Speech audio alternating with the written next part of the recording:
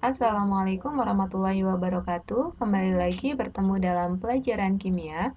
Hari ini kita akan membahas materi tentang isotop, isoton, isobar, dan isoelektron, kemudian tentang massa atom relatif dan kelimpahan isotop.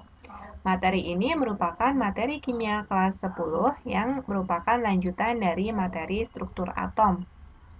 Sebelumnya, kalian harus mengetahui dulu pengertian mengenai isotop, isoton, isobar, dan isoelektron. Pengertian isotop adalah atom-atom yang mempunyai jumlah proton atau nomor atom yang sama, tetapi nomor massanya berbeda. Ini kita bisa lihat untuk huruf belakangnya boleh ya. Jadi huruf belakangnya itu P berarti protonnya sama. Ingat proton itu sama dengan nomor atom. Nomor atom itu nomor yang kecil, jadi angka yang kecil.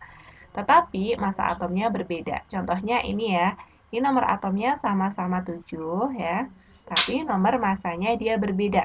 Ini disebut dengan isotop. Kemudian untuk isoton, isoton adalah atom-atom yang mempunyai jumlah neutron yang sama, tetapi jumlah protonnya berbeda. Lihat ini belakang sendiri itu huruf N, berarti neutronnya sama, tetapi protonnya berbeda. Ingat, neutron adalah selisih antara massa atom dan nomor atom. Jadi kita cari dulu nih selisihnya. Di atom K, dia mempunyai selisih 39 dikurangi 19, jadi 20. Jadi, neutron pada atom K adalah 20. Dan neutron pada atom Ca itu juga 20. Dari mana 40 dikurangi 20? Itu juga sama dengan 20. Selanjutnya, kita lihat mengenai pengertian dari isobar. Isobar adalah atom-atom yang mempunyai nomor massa sama tetapi nomor atomnya berbeda. Ini kebalikan dari isotop tadi. Kalau isotop protonnya yang sama atau angka yang kecil ya, nomor atomnya sama. Kalau isobar nomor massanya yang sama, berarti angka yang besarnya. Jadi yang atas nih yang sama ya, 13 dan 13. Kalau di sini dia atomnya dia bisa berbeda nih antara C dan N ya. Kemudian isoelektronik itu adalah atom-atom yang mempunyai jumlah elektron sama setelah dia melepaskan atau menangkap elektron. Perlu kalian perhatikan, jika atom melepaskan elektron, maka dia akan membentuk ion positif. Kenapa? Karena jika elektron dilepaskan, maka muatan negatifnya hilang ya, jadi dia akan bermuatan positif.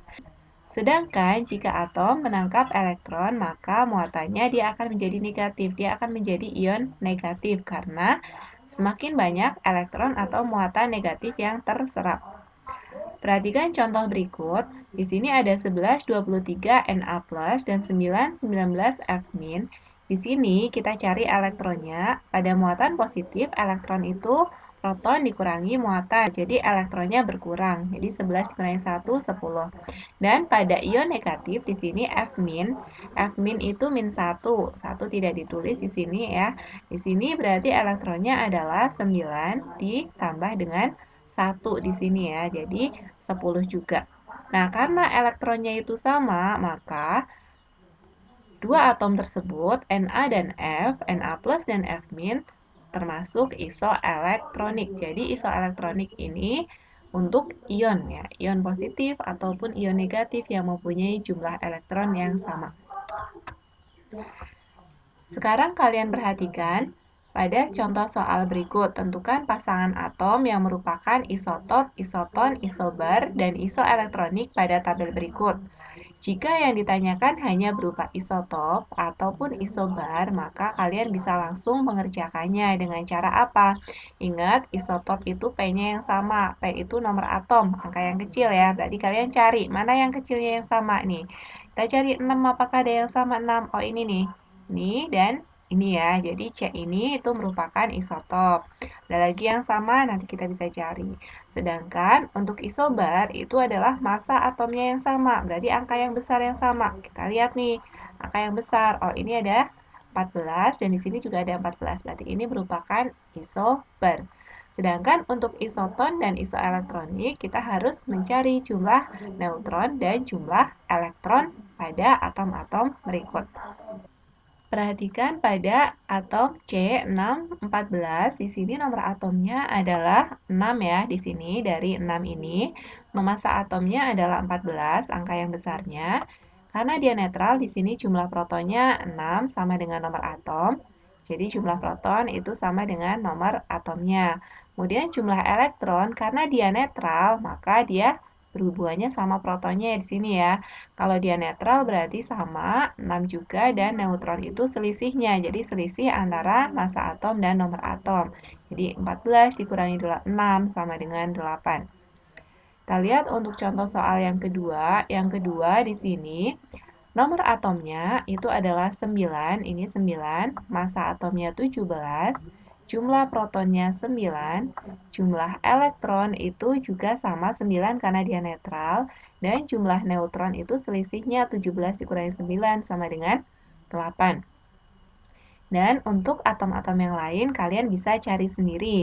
Sekarang kita perhatikan pada 19K+. Di sini ternyata nomor atomnya adalah 19. Massa atom tidak diketahui karena di sini tidak ada ya. Berarti massa atomnya tidak diketahui.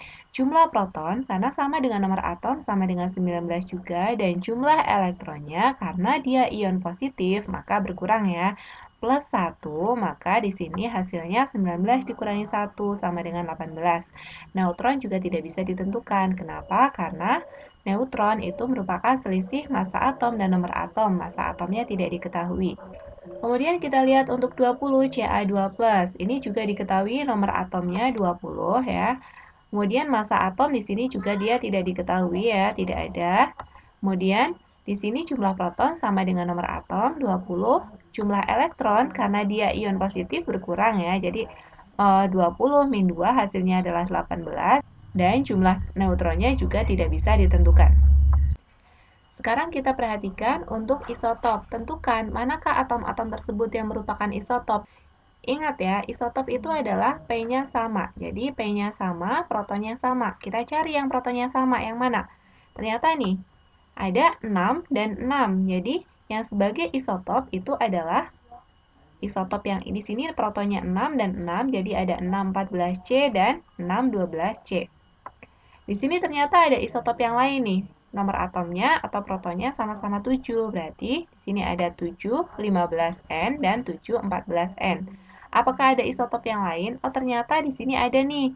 Ini isotop juga nih, 8 dan 8 di sini ya. Protonnya sama. Berarti ini juga merupakan pasangan isotop. Jadi isotopnya adalah 8, 16O dan 8, 18O. Sekarang kita perhatikan untuk isoton. Isoton berarti N-nya yang sama, neutronnya sama. Nah, berarti tadi kita sudah mencari jumlah neutronnya. Kita cari manakah yang sama. Ternyata ada beberapa yang mempunyai neutron yang sama. Kita lihat di sini neutronnya 8, 8, 8. Oh, berarti di sini ada isoton ya. Isotonnya ada 6, 14C, 9, 17F. Kemudian ada 7, 15N dan ada 8, 16O. Di sini juga ada yang neutronnya 10, jadi ada 10, 20 Ne dan ada 8, 18O.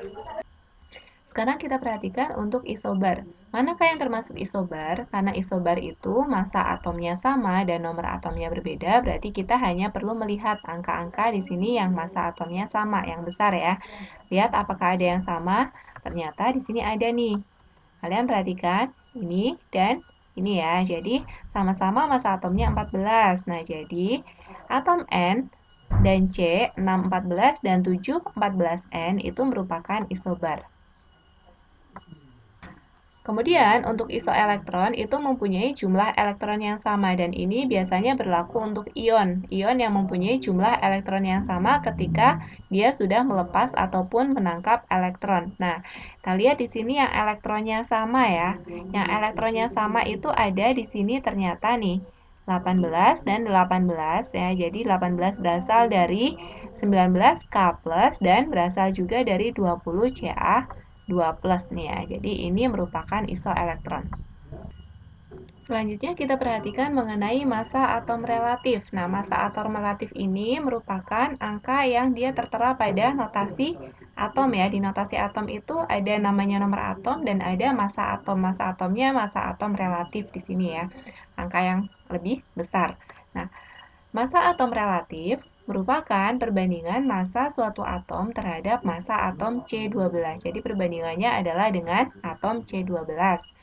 Rumusnya untuk menentukan AR atau massa atom relatif unsur X itu sama dengan massa rata-rata satu atom X dibagi 1/12 dari massa satu atom C12. Jadi 1/12-nya massa atom C12. Perhatikan contoh berikut. Ini merupakan contoh soal UN ya.